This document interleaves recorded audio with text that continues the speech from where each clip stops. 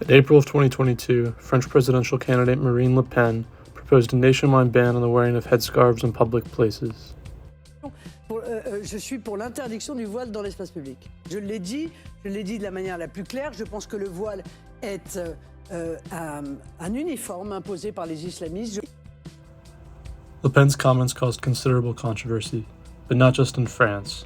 Many American media outlets reported on the story as well.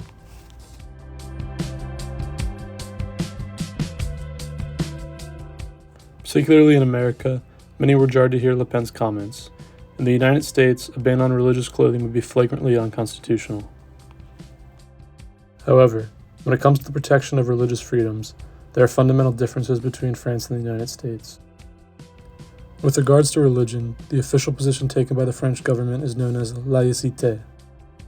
Although laïcité is often translated to secularism in English, the words have fundamentally different connotations. To understand the principle of laïcité as an American, it's helpful to have historical context.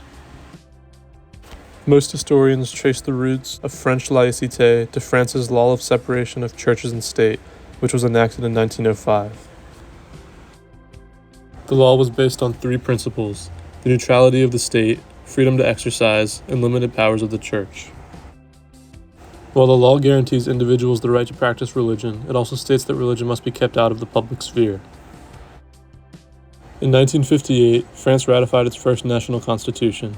The Constitution guarantees religious freedoms to French citizens under the sole stipulation that the act of practicing does not threaten public order. The principle of laïcité was originally developed to prevent overreach from the Catholic Church. However, in recent years, the debate over laïcité has become one between the French government and France's Muslim population. While the French government defends the principle of laïcité, critics say it's merely a guise for Islamophobia. One particular source of contention is the depiction of the Prophet Muhammad in public schools. On October 16th of 2020, public school teacher Samuel Paty was beheaded by an 18-year-old after depicting the Prophet Muhammad during a class on free expression.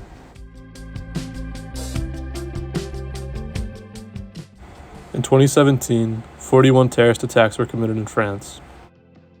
Some critics argue that France's commitment to laïcité has only increased the number of terrorist attacks seen in recent years. President Emmanuel Macron's response to the controversy can be seen here. Qu'on puisse être choqué par ces caricatures. Je n'accepterai jamais qu'on puisse justifier une violence physique pour ces caricatures. Et je défendrai toujours dans mon pays la liberté de dire, d'écrire, de penser, de dessiner. However, President Macron's commitment to laïcité has caused controversy, inside and outside of France. In weeks, people across the Muslim world have protested against Macron's doubling down on laïcité and on the right to show the cartoons. Asla iltifat etmeyin. Bunları satın almayın.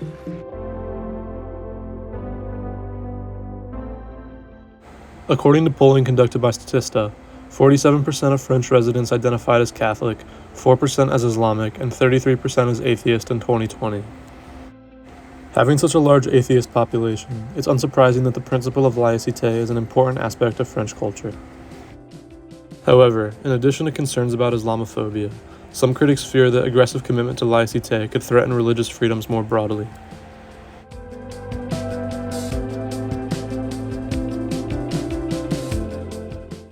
On the grounds of laïcité, in 2004 the French Senate passed a bill prohibiting religious clothing and symbols in public schools.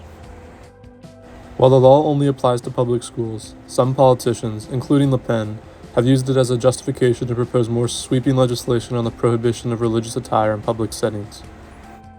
What do you think? Is France right to abide by laïcité, or is the principle a threat to religious freedoms?